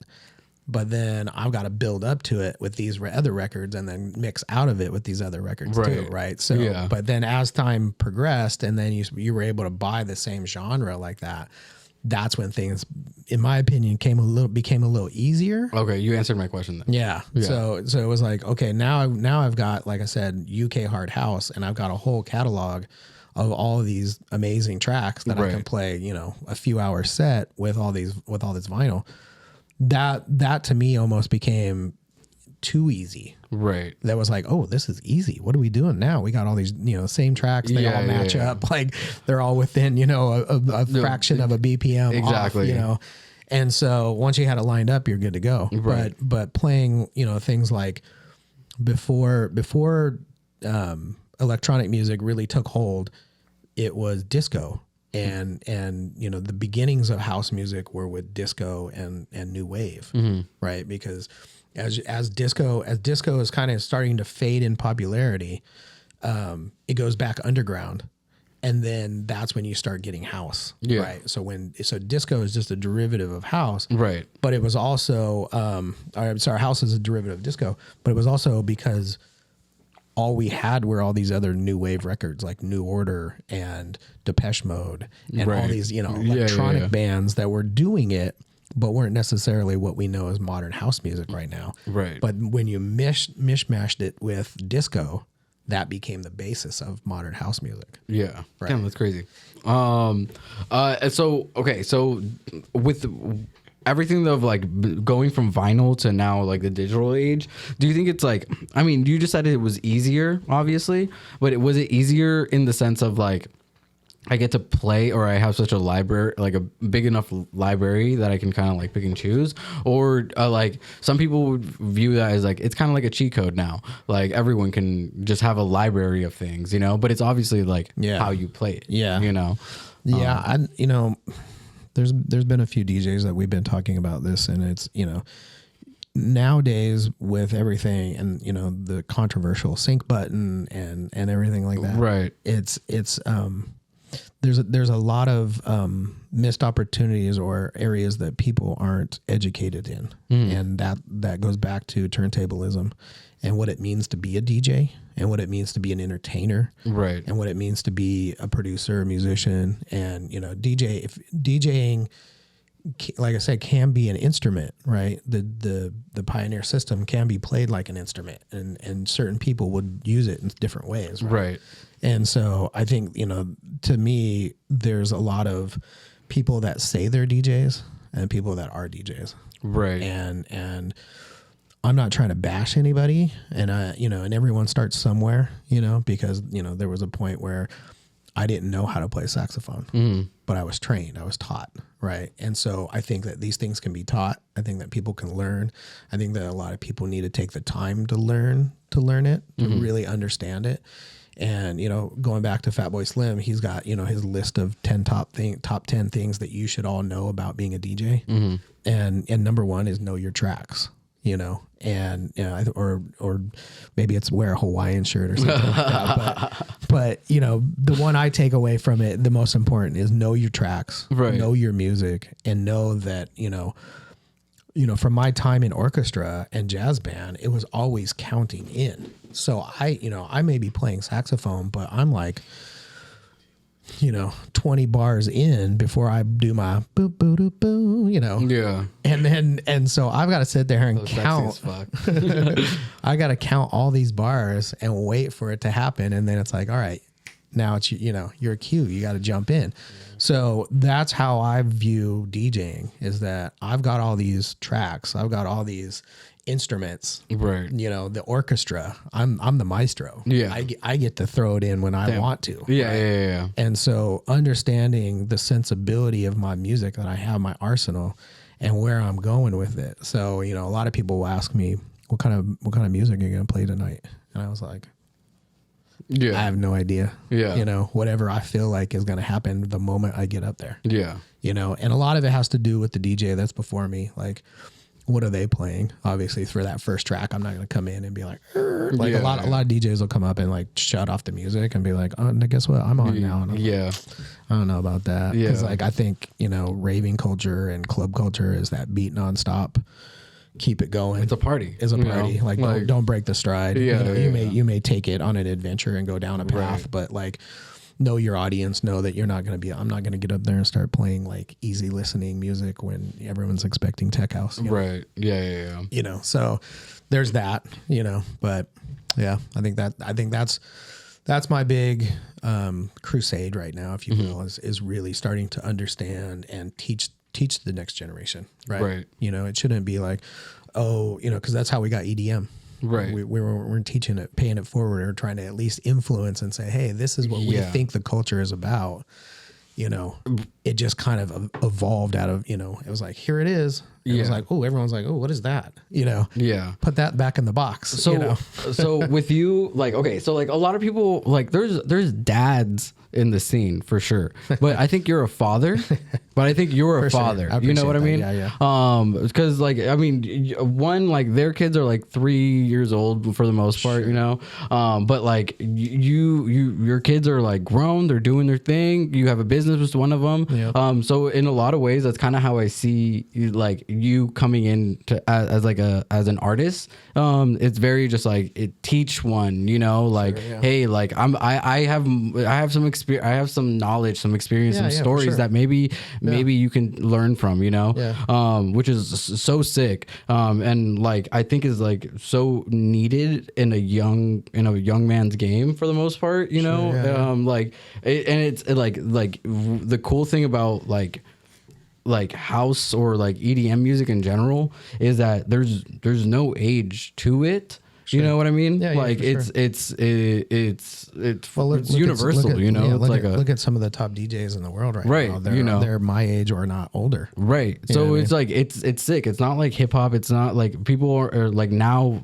people view rock that way where it's just like these are like old guys, you know, blah Right, blah blah. But it's just like it's not the same thing. It's like no, this is a legend. Right. Like, you know. Yeah, no, for sure. Yeah, like you're always going to go see Michael Jordan no matter when he's playing, you know? Right. Like you can be in the gym and it'll be fucking sick, you know? So it's just like so it's so sick to that you have this mentality of paying it forward, you know, which is so commendable. And like I kind of like I try to emulate that in some ways, in the sense of like with this podcast and everything is just like I'm just trying to pay it forward for you guys to be like, yo, like this is who I am, and like truly share that. That's cool. I appreciate that. And you allow people to have that same avenue.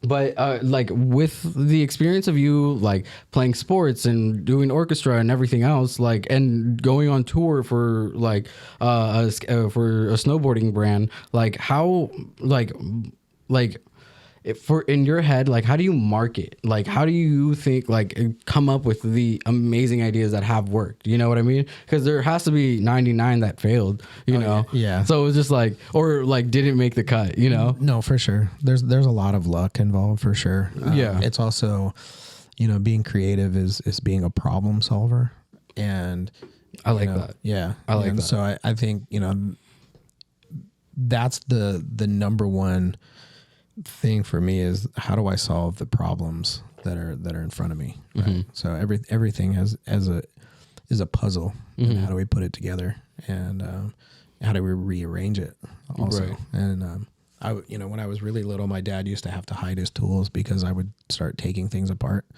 Once I knew how something worked, I would start to reverse engineer stuff. Damn. And so he would hide his screwdrivers because I would take apart the cabinets and stuff. Yeah.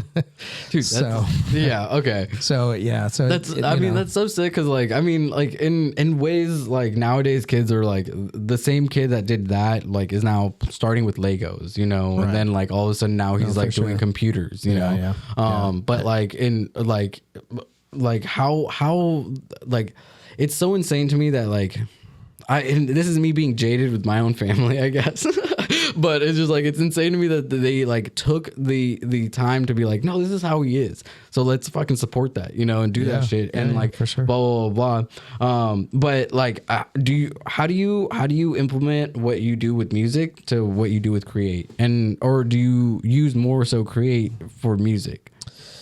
You know, I don't know if I know the answer to that question. Let me see if I can come up with an answer.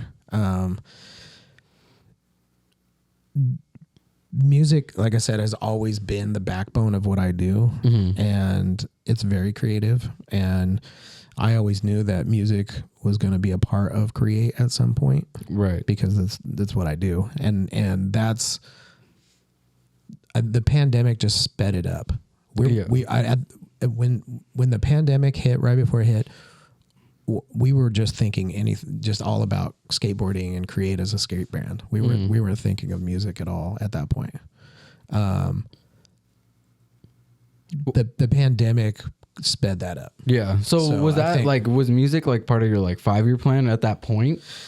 I started to understand that music was going to play a part in it because of festival culture and what we're trying to do with the apparel. Right. So that was going to be like my next question. Yeah, that part of our go-to-market strategy was to start to show up at music festivals. Right. So yeah, that was going to be my next question because it was just like, I mean, obviously, I guess like at this point, maybe you didn't have the brick and mortar store.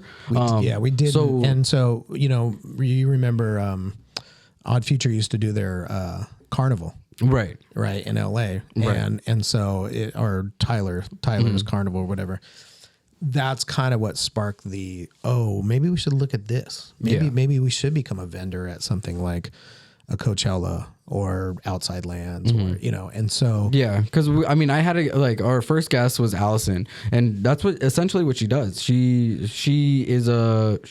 refurbishes like cabinets and furniture and everything, but then she sells like everything at like farmers markets or so things like that. So and like I guess that would my idea was always just like, all right, you started screen printing, you went online, and then you would have to somehow get into stores and or start selling it at flea markets or wherever you can go. But so like how walk me through like getting into your first store. Like, and I mean, I guess it is a 50-50 partnership, I guess, with your son, I guess, or idea. Yeah. So it's just like, how kind of walk me through like his experience and like at what age was that? Yeah. But he was, I mean, it was when we first started. So when he was 15, and we got some of our first boards, we just would walk right into a skate shop and ask them, hey, we got some boards on the car. Do you want to check them out? We're starting this brand called Create. And they were like, oh, what? Word? Let me see it, And so, Mission Skateboards, shout out Mission on 24th. Like, all right. Scott, amazing human being. And he was the first guy to put our boards in the store. Yeah. And so, it was just traveling salesman stuff, show up at a store and say, hey, this is what I got. Are you interested? Yes or no? And you just move on to the next one. So, it's a lot of just get out there and do it. Right. For sure. So, okay. Like in my eyes, that's like the Beatport version of everything is like, you have to go through this thing in order to get your cut. Right. But like the only way to be in front of people's eyes is in order to be in this thing. Sure. So like I was talking to Foley about it, and he broke everything down between like, like who he owes and how much people take and blah, blah, blah, blah. Yeah. So like let's say you sell a board for like $46, whatever. Right. Like how much does the store actually take? Or like at that point, do you sell it at wholesale and then just, whatever profit they make? Yeah. I mean, the wholesale business is one thing. And then the retail is another. And so we really wanted to get to retail, because if we're manufacturing our own product and we're taking it to market, if I have my own retail, I'm making the full retail markup of that made product. Right. So whatever cost is. Right. Right. Where wholesale is going to be my cost times 2. And if I'm not getting it at a decent cost, then I can't sell it and I don't have a very, very small margin in wholesale. So I always wanted to have my own retail. And that was something that we discussed a few years ago was let's grow the wholesale business. Let's get our stuff out there. Let's get into like a Zoomies. Let's really see how the market accepts our product, right? If the masses really gravitate towards it, then we've got something. Right. Then let's double down on our own retail and cut the middleman out, right? Yeah. And grow our brand on our own. Yeah. And then put stores everywhere that are just Create stores. Yeah. And then start competing with the Zoomies, and the local skate shop. Right. Just like Supreme does. Yeah. Just like Rip and Dip genuinely does, like and honest big brands. Yeah. Huff. Right. And like genuinely like and like maybe like this is I'm giving out something or I'm giving away too much, but like also like if you want to help me out, please do. Like what I want to do is like create a website to where like I can, instead of putting it on Patreon, putting it on these other fucking platforms where they're taking 30-40%, it's like fuck that. I'm gonna just fucking put it on my own website. Charge a minimum of like $2 versus where I have to charge $5-10 in order for me to get my split. Like I can just do that and like and then put like mixes, put songs, put this, and it would all be on one platform, versus like what everyone else, like having to be on all these other fucking social things, Yeah. I mean, I think that there were some opportunities with Web3 stuff can come in. I think that, that's rethinking how the internet works. Right. And, I just started recreating the Create store in VR, and that's exactly why I brought that up. Was because like I saw that on your story, maybe like a week or two ago, and I saw it and I was like, oh shit! I'm like, that's the store. I've been there, like and like all this shit, and like you have the boards, you have all the clothes, and all this other stuff, and like you have the decks even. It's fucking sick. So like, walk me through like the process of how you like kind of. I mean, it's you're in the Bay Area, so it's like it's talk of the town type shit. Yeah. But also like, when did you like, we're going to greenlight this and we're going to go? Yeah. Well, go back even to 2007, 2006, Second Life. Okay. Yeah. Second Life is Web3 10 years ago. Right. Right. Yeah. Right. Yeah. You know, so even longer. Right. Right. So, yeah. So it's like that whole thing was really pivotal in even my musical career because you could DJ in Second Life in VR. Right. That wasn't VR, and the headsets weren't, it was just on a computer screen, so it looked like a video game. Yeah. But you could DJ in world, right? So I would basically have my controller, I would get a Winamp IP address and I would plug it in, and then I would tell everyone what that IP address was, and you can have like up to 20 different, listeners, right? Whatever your package was, whatever the server was. Like if someone was like, "Oh, you got 100, user server, you can use my server for your stream." Now we've got 100 people trying to get on versus, so it was like Twitch, but it was, kind of backwards where it was like, now I can only let so many people listen at the same time versus, the masses. So, so I was doing that back then because I could do it from home with kids at the house and not have to be in the club. And so now I'm playing music for real, right, to an audience that's listening technically on the radio. Yeah.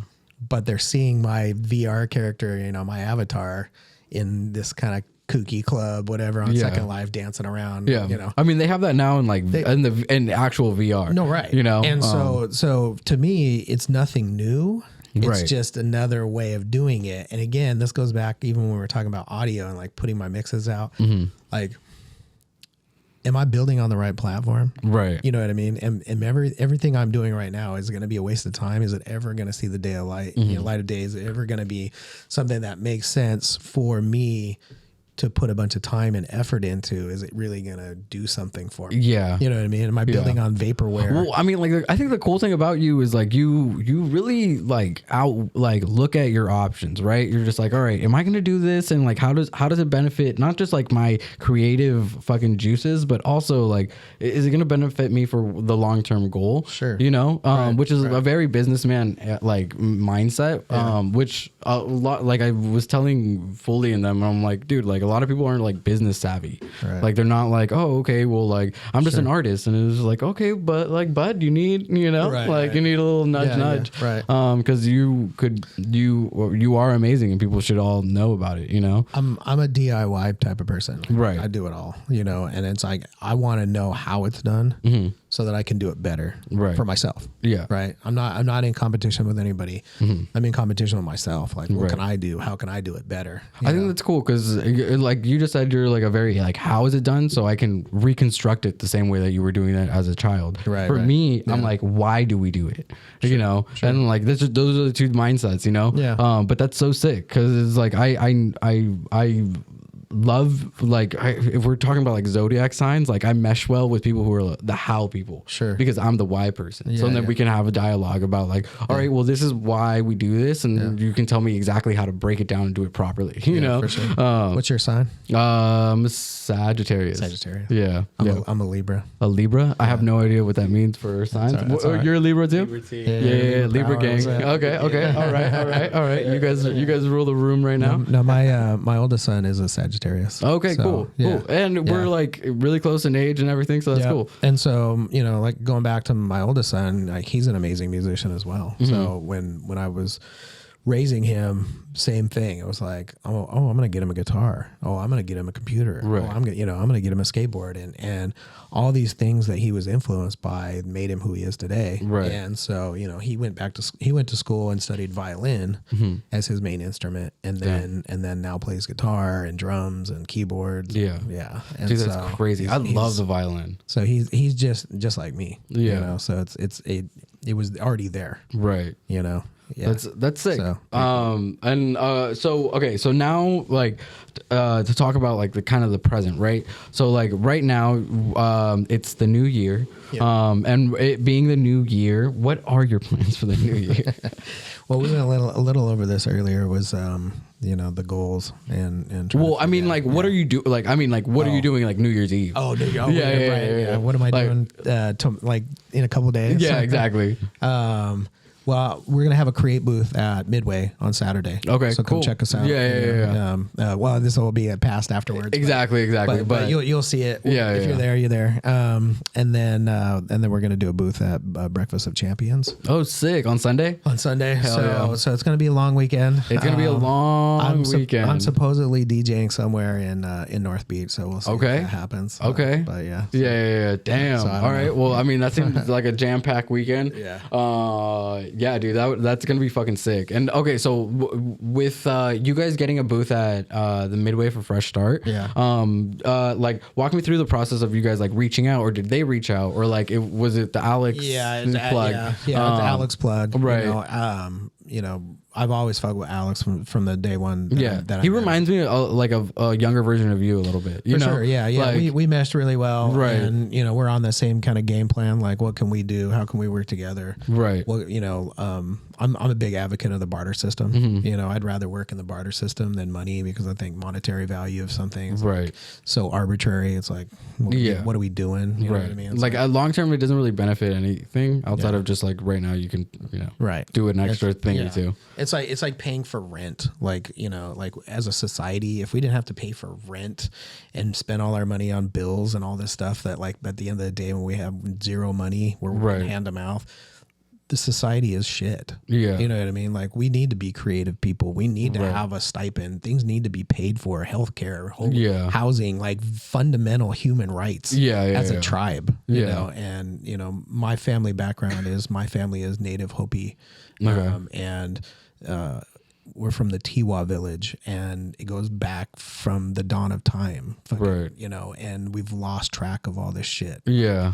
Now everything's about fucking a credit card or credits, Yeah.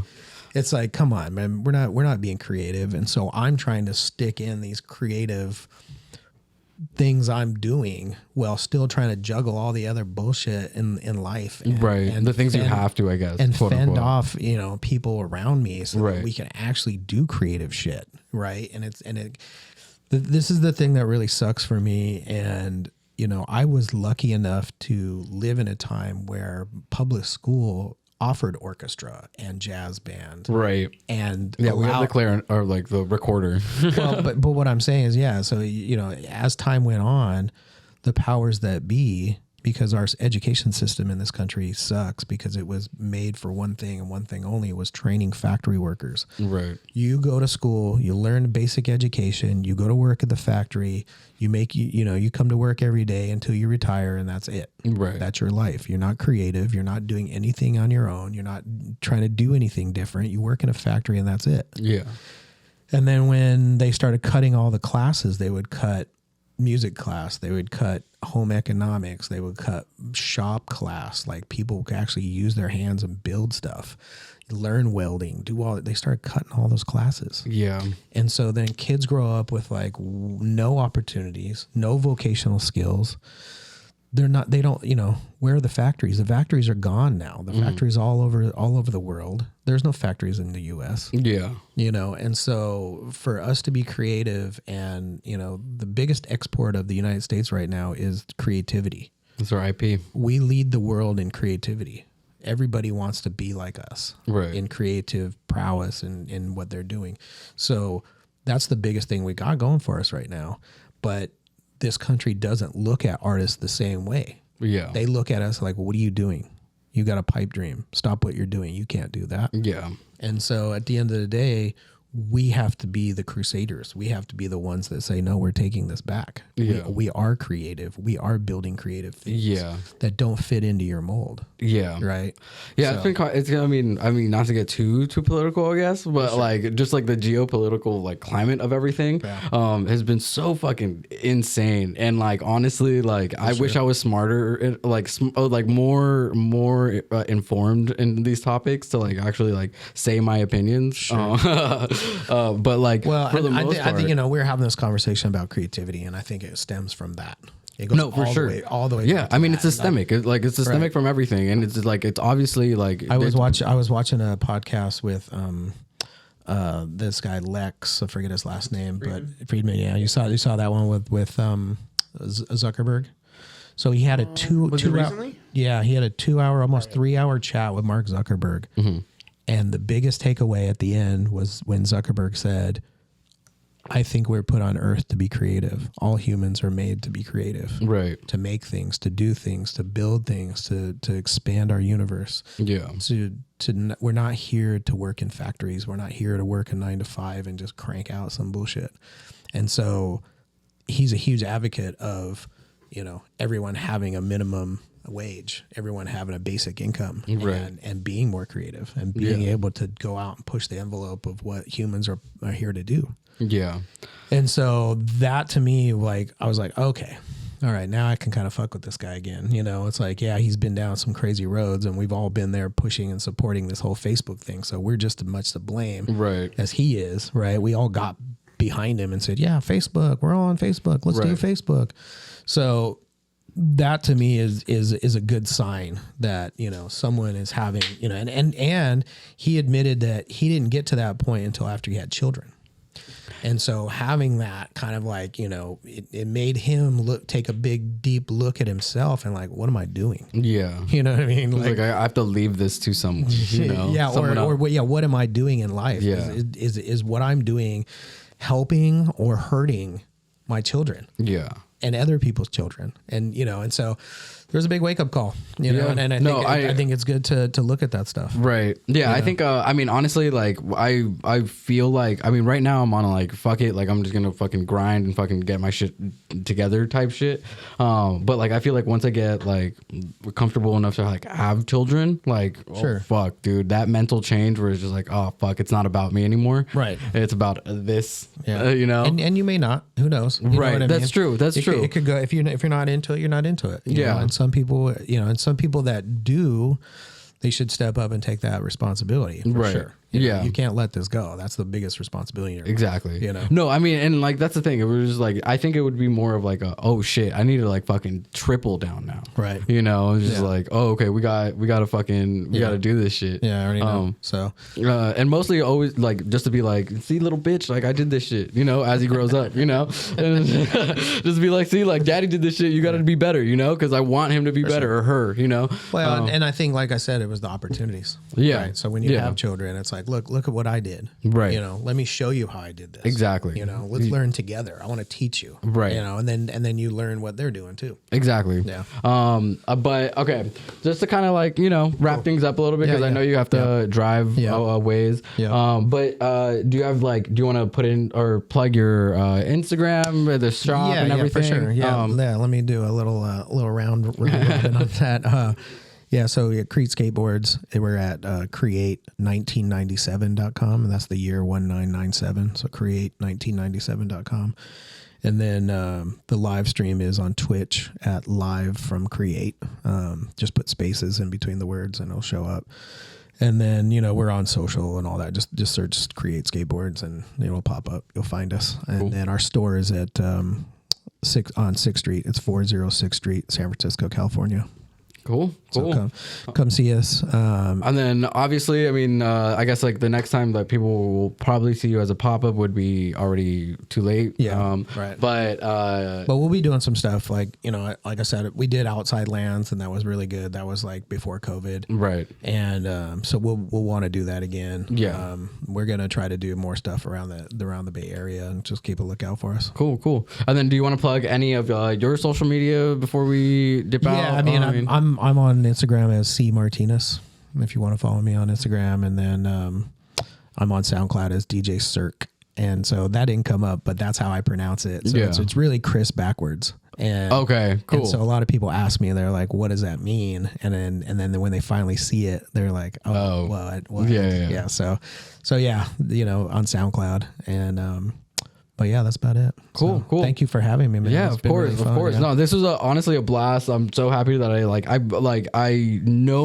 like the background at least. You know, yeah. I don't know the ins and outs and how you feel and everything throughout the entire thing, but I know the background, which only fucking makes me feel better to have like championed you in my own head. You know, I've been like, dude, this guy's the real deal. You know, that, so yeah, thank you. Yeah. Everyone, once again. I just want to give a shout out to our sponsor, Liquid Death. You can get them literally almost anywhere, and you can go to www.liquiddeath.com. You can find me at George.Daniel on Instagram and on most social platforms. But other than that, peace. Peace.